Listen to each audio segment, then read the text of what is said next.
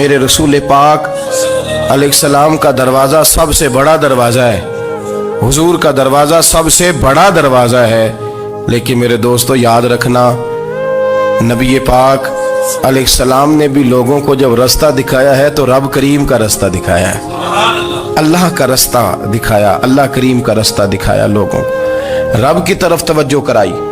میرے رسول کریم سید عالم صلی اللہ تعالی علیہ وسلم نے لوگوں کی اللہ کی جانب توجہ کرائی اور لوگوں سے یہ کہا کہ وہ اپنے رب کریم کی جانب اپنا ذہن رکھیں، اپنی توجہ اپنے اللہ کی جانب مبذول کریں۔ میری بات کو اچھے طریقے سے سمجھیے گا، علم اللہ تبارک و تعالی عطا کرتا ہے تو اسے اللہ کی عطا ہی سمجھنا چاہیے۔ کچھ لوگوں کے پاس علم ہوتا ہے پر علم نافع نہیں ہوتا، وہ ٹامک ٹونجا مارتے رہتے ہیں ساری زندگی۔ علم کو اللہ کی عطا سمجھیں، اپنی عقل پر اپنے شعور پر زیادہ بھروسہ نہ سمجھیں، نظر اللہ پہ رکھیں۔ حضرت مولا علی شیر خدا کرم اللہ تعالی وجہہ الکریم سے کسی نے پوچھا تھا بڑا عالم کون ہوتا ہے؟ ہمارے ہاں تو اب وہ والے عالم پائے جاتے ہیں نا، اللہ ماشاءاللہ، جو ممبر پہ بیٹھتے ہیں تو دعوے ہی دعوے ہیں، ممبر پہ بیٹھتے ہیں تو دعوے ہی دعوے ہیں، اس طرح کے عالم ہمارے ہاں پائے جاتے ہیں۔ وہ ہر بات میں دعویٰ کرتے ہیں، میں یہ کر دوں گا، میں وہ کر دوں گا۔ یہ مزاج علماء کا نہیں۔ حضرت علی المرتضیٰ سے کسی نے پوچھا بڑا عالم کون ہوتا ہے؟ فرمایا بڑا عالم وہ ہوتا ہے کہ جسے مسئلے کا پتہ نہ ہو تو وہ کہہ دے مجھے نہیں پتا، میں پتہ کر کے بتاؤں گا، غلط بات بیان نہ کرے۔ امام مالک سے کسی نے کوئی مسئلہ پوچھا تو آپ فرمانے لگے مجھے اس سوال کا جواب نہیں آتا، ہمارے بزرگ سمجھاتے کیا ہے؟ وہ کہنے لگا آپ اتنے بڑے امام ہیں تو اس سوال کا جواب نہیں آتا۔ فرمانے لگے اگر مجھے ہر سوال کا جواب آتا پھر تو میں خدا ہوتا، مجھے ہر سوال کا جواب نہیں آتا، مجھے تو اتنا آتا ہے جتنا میرے رب نے مجھے عطا کر دیا ہے۔ اپنی نظر اللہ پہ رکھیں، نکل آئیں اس معمے سے باہر کہ میں کوئی بلا ہوں، مجھے بڑا پتہ ہے، میرے پاس 6 ڈگریاں ہیں، مجھے 10 جگہ پہ تدریس کا شغف حاصل ہے، اس سے نکلیں باہر۔ قرآن مجید دیکھیے گا، اللہ تعالیٰ نے ارادہ قدرت فرمایا کہ میں حضرت آدم کو بناؤں گا، پھر بنانے کے بعد فرمایا فرشتوں سجدہ کرو آدم کو، سب نے سجدہ کیا الا ابلیس ابا واستکبر وکان من الکافرین، سب نے سجدہ کیا سوائے ابلیس کے، اس نے انکار بھی کیا، تکبر بھی کیا اور کافروں میں سے ہو گیا۔ تو یہ جب اللہ تعالیٰ نے سجدہ کرایا تو کیسے کرایا؟ اللہ تبارک و تعالیٰ نے نا حضرت آدم کو علم سکھایا خود، وعلم آدم الاسماء کلہا، خود اللہ فرماتے ہیں کہ میں نے جناب آدم علیہ السلام کو تمام اشیاء کے نام سکھائے، سب اشیاء کے نام سکھائے۔ تو وہ چیزیں پھر میں نے نا، اللہ فرماتے ہیں میں نے فرشتوں پہ پیش کی، میں نے کہا کہ بتاؤ ان کے نام کیا ہے، تو فرشتوں نے جو جواب دیا وہ سمجھنے والا ہے۔ اللہ نے چونکہ خود علم سکھایا تھا حضرت آدم کو، جناب آدم سکھایا تھا، لیکن فرشتوں کو نہیں سکھایا تھا۔ تو اللہ کریم نے فرمایا فرشتوں یہ بتاؤ ان چیزوں کے نام کیا ہیں؟ تو فرشتے کیا کہتے ہیں؟ فرشتے عرض کرتے ہیں قالوا سبحانک لا علم لنا۔ آپ کبھی یقین کریں اس چیز کی لذت لے تو مزہ آ جائے۔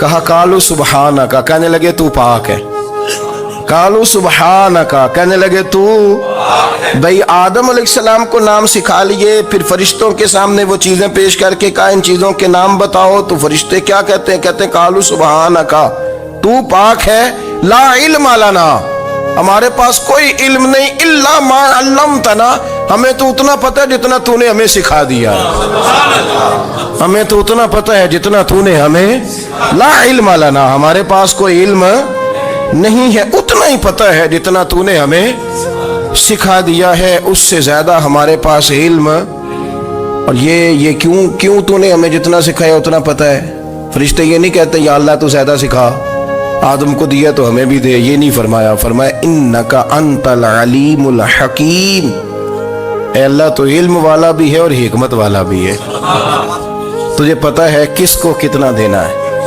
جتنا تو نے مناسب سمجھا جناب آدم کو دیا، اور جتنا تو نے بہتر سمجھا وہ تو نے ہمیں عطا فرمایا۔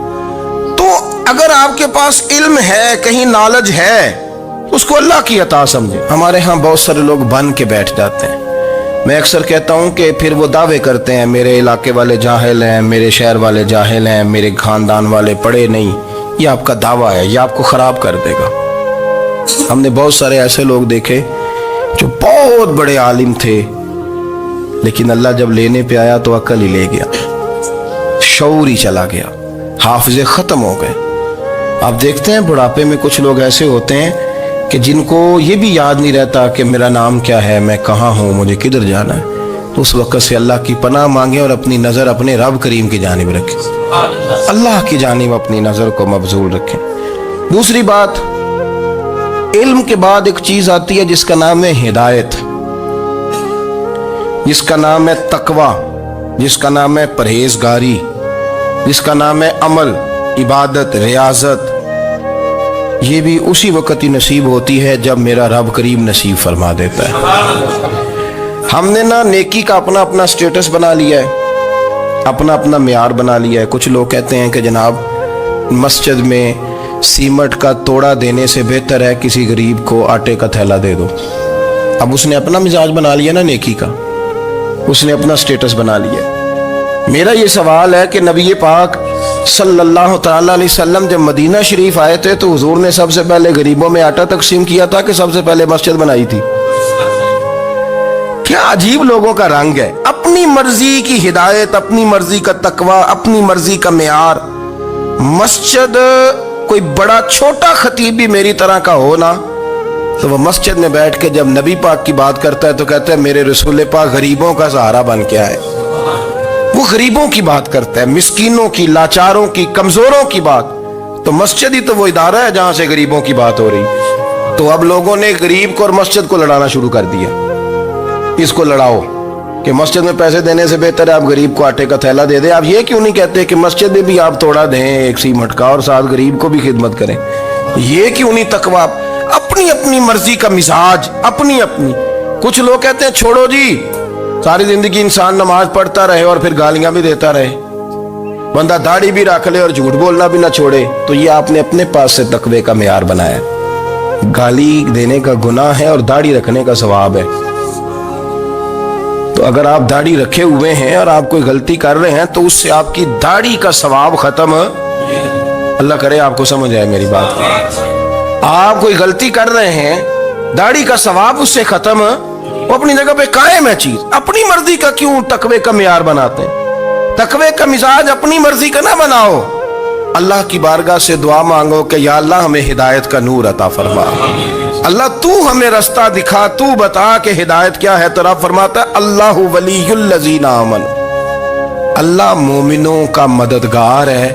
युखरिजुहुम मिनज़ ज़ुलुमाति इलन नूर, वो इन्हें अंधेरों से निकालता है और नूर की तरफ रोशनी आता फरमाता है। अंधेरों से नूर की तरफ अल्लाह लाता है। अल्लाह वली, अल्लाह मोमिनों का वली है, वो इन्हें अंधेरों से नूर की तरफ निकालता है। हिदायत हमेशा अल्लाह की तरफ से समझे। जब वो नमाज की तौफीक देता है तो अपने फजल से देता है, जब वो जिक्र की तौफीक देता है तो अपने फजल से। हम समझते हो जी फलाना नहीं पढ़ रहा, बड़ा बेवकूफ है, फलाना नहीं पढ़ रहा, तो तू क्या अपनी अकल के तौर पे पढ़ रहा है? मैं जी अल्लाह के फजल से 2 पारे पढ़ता हूं, तो किस पे एहसान करते तू 2 पारे पढ़ के रोया कर। अगर मालिक तू बड़ा करीब नहीं, बड़े लोग हैं जिनको पूरा कुरान हिफ्ज़ है पर उन्हें पढ़ने की तौफीक नहीं, तूने फजल किया और मुझे तौफीक दे दी है पढ़ने। रोया कर, पढ़ के रोया कर। राती सारी कर कर जारी, ओ नींद अखा थी धोंदे ते फजरे ओही गुनाहगार कहावन सब तो नीवे होंदे। मेहरबानी करें, डरें, नेकी करें तो फिर डरें, फिर एहसास पैदा करें, फिर अपने अंदर वो कमजोरी लाएं, कहें तौबा तौबा मुझे तो पता ही नहीं, तो जानता ही नहीं। हजरत सैयदना इमाम आज़म अबू हनीफा रहमतुल्लाह ताला अलैह के साथ एक शख्स कहता मैंने नमाज पढ़ी, तो इशा की नमाज थी। ये जो लोग बड़े होते हैं ना,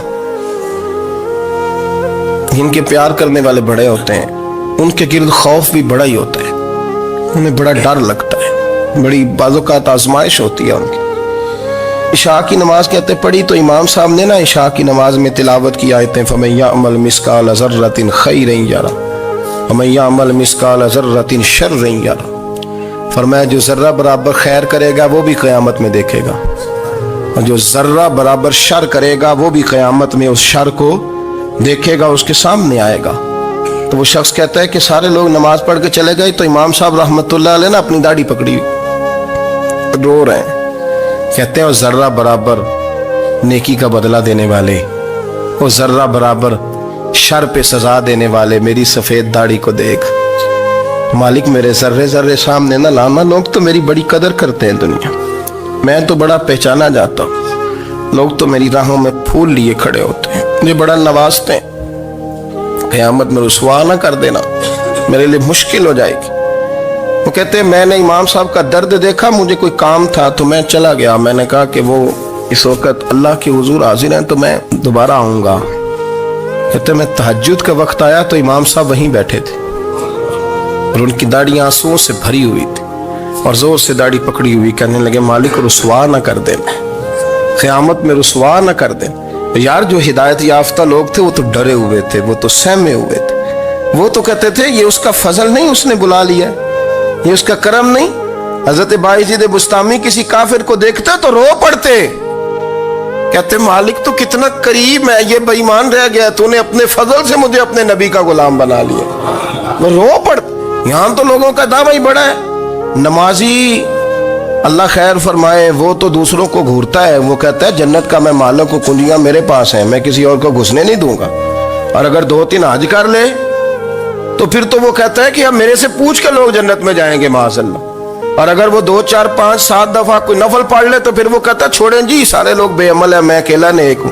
نہ ایسا کریں, اپنی توجہ اپنے رب پہ رکھیں, اپنی توجہ اپنے معین الملت والدین, عطائے رسول, ہند الولی, غریب نواز, خواجہ معین الدین چشتی, حضرت خواجہ اجمیر, شاہ اجمیر, شاہ اجمیر, والی ہندوستان. آخری عمر میں نا سارا دن روتے گزر جاتا, ساری رات روتے گزر جاتے, ذرا سی کوئی بات کرتا تو رو پڑتے, آنکھیں آنسوں سے بھری رہتی. کئی دفعہ اپنے بھی پریشان ہو جاتے ہیں نا کہ یار تو ایک بات کی جان ہی نہیں چھوڑ رہا. تو خواجہ قطب الدین صاحب بختیار کاکی سے لوگوں نے کہا کہ آپ مرشد سے بات کریں, اتنا بھی تو نہیں نہ رونا چاہیے, ہر وقت اس کے آنسو کی کریے. عاشق دا کام ہی رونا تونا, تے بنا رویوں نہیں منظوری. یہ عاشق سدا ہی روندا رہندا ہے, پاویں وصل ہوئے تے پاویں دوری. ہر وقت رونے کا کیا مطلب ہے؟ تو خواجہ قطب صاحب کہتے ہیں میں قریب گیا تو میں نے پیر دبائے, میں نے کہا سونیا لوگ تو کچھ بھی نہیں کرتے, تو نے تو کمال کر دیا. 90 لاکھ آدمی مسلمان کر دیا, دنیا کچھ نہیں کرتی. تو نے 50 سال ساری رات مسلح پہ بیٹھ کے رب راضی کیا. تو شہزادہ تھا, حضور کی اولاد تھا, لیکن معین الدین تیرا ایک پلاٹ بھی نہیں. تو نے طالب علم پالے, انہیں غریبوں کو دیا, انہیں نوازا, کوئی شے نہیں تیرے پاس, ہر چیز تو نے. ساری رات روتے ہو, سارا دن روتے ہو. تو خواجہ قطب الدین صاحب کہتے ہیں میں نے جب عرض کیا تو خواجہ صاحب مجھے گلے لگا لی, چیخ مار کے روئے. کہنے لگے قطب الدین پتر داڑھی سفید ہو گئی, جانے کا وقت آ گیا. جو تو نے نیکیاں گنوائی ہیں وہ ہیں صحیح میرے پاس, پر یار کی بارگاہ میں پیش کرنے کے قابل ایک بھی نہیں, ایک بھی نہیں. تو بارگاہ تو دیکھ کتنی بڑی ہے, رسول کریم کی بارگاہ میں پیش کرنے کے قابل ان میں سے ایک بھی نہیں. تو آستانہ دیکھ کتنا بڑا ہے, کیا پیش کروں گا, کیا عرض کروں گا حضور کی بارگاہ میں, کس طرح. وہ یار جو بڑے تھے وہ تو ڈرے ہوئے تھے, سہمے ہوئے تھے, وہ تو بڑی آزمائش میں تھے.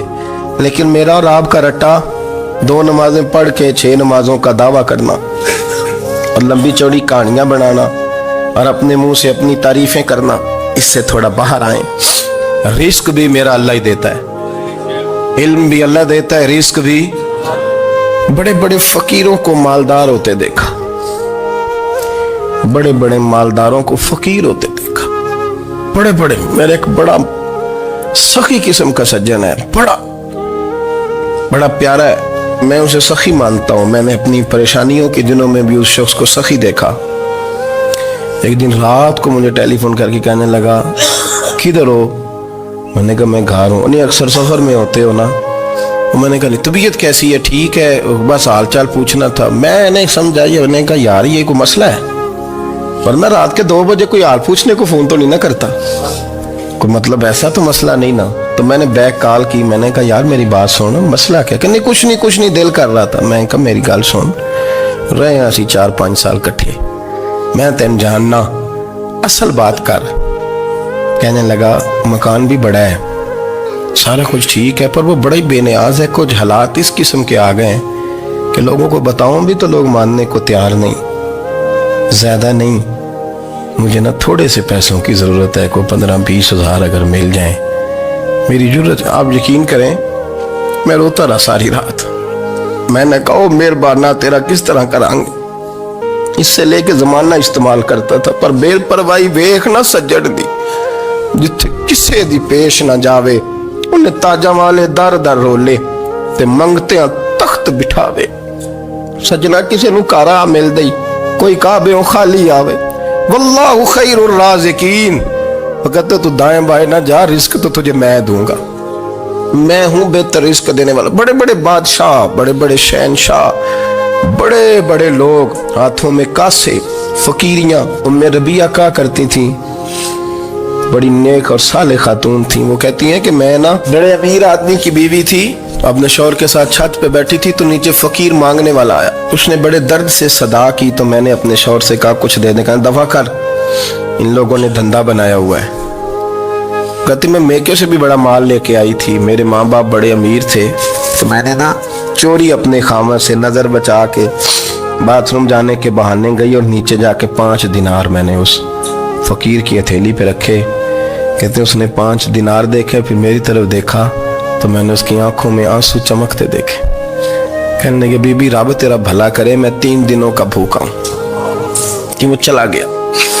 میں گھر آ گئی, میں باہر آئی تو میرا شوہر کہنے لگا تو اتنی اب اتنی تو تیز ہو گئی ہے اور تو اتنی خود مختار ہو گئی ہے, میرے بغیر پوچھے مال خرچ کرے گی, جا تجھے 3 طلاقیں.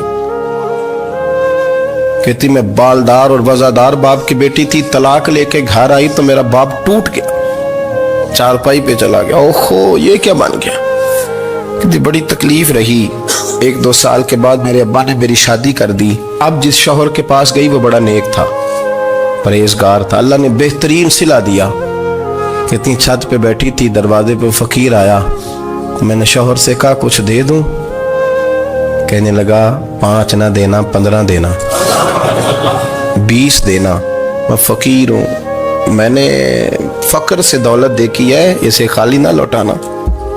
کہتی ہے کہ میں نیچے گئی اور جب میں نے اس کی طرف دینار بڑھائے تو میری چیخ نکلی, پیسے پھینک کے میں بے ہوش ہو کے گری. میرا شوہر نے آ کے اٹھایا, اندر لے گیا, پانی منہ پہ چھڑکا. کہنے لگا تجھے کیا ہوا؟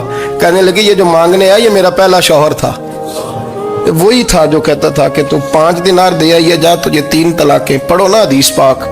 میرے نبی پاک علیہ السلام نے فرمایا ایک بندہ گنجا تھا. گنجا کوئی ترتیب آگے پیچھے ہو جائے تو مفہوم کے لحاظ سے, لیکن میں مفہوم اس کا واضح کرتا ہوں. ایک گنجا تھا, کوئی شے نہیں تھی, سر پہ بال بھی نہیں تھے, رویا کرتا تھا. اللہ تعالیٰ نے فرشتے کو بھیجا, تجھے کیا چاہیے؟ تو کہنے لگا بال آ جائیں اور تھوڑا مال آ جائے.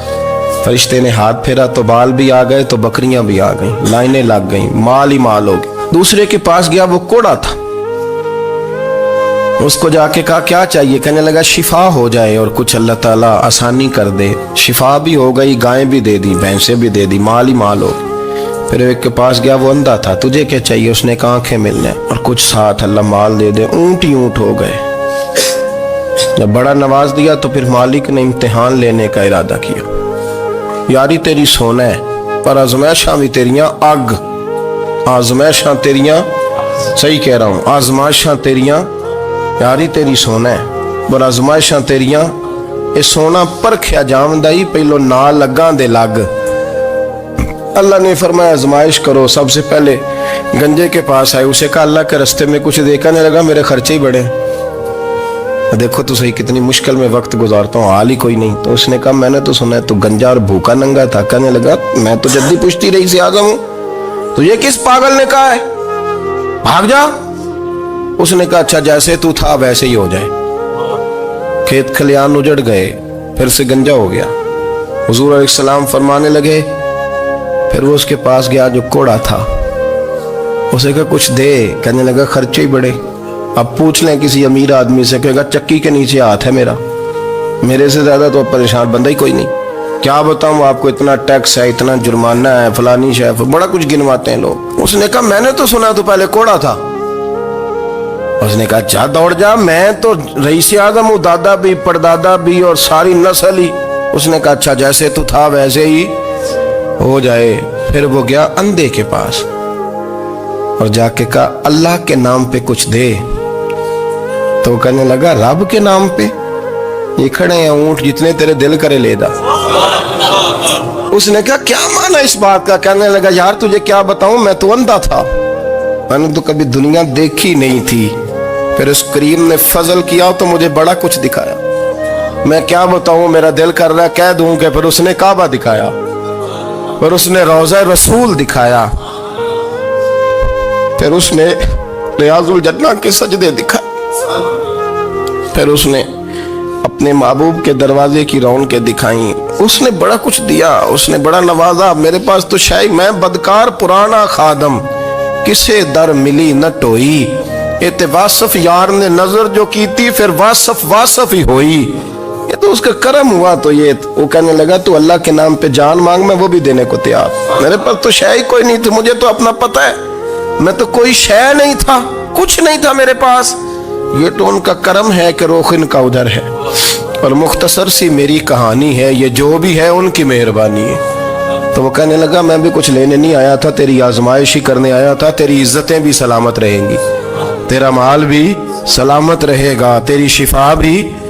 अपनी जिंदगी में कभी भी अल्लाह की बारगाह से तवज्जो इधर उधर ना करें, छोड़े लोग क्या कर रहे हैं, दुनिया क्या कह रही, कभी भी अपनी तवज्जो दाएं। हमारा ये मसला बन गया कि हमारी सियासत है, हमारी दुनियादारी है, हम बंदों को राजी करना चाहते हैं, हम देखते हैं कौन किस तरह। और आप यकीन करें आप थक जाएंगे, बंदे राजी नहीं होंगे, वो नहीं राजी होते। आप इनको मना के लाएंगे तो इधर वाले निकल जाएंगे, इधर को मनाएंगे तो इधर वाले निकल जाएंगे।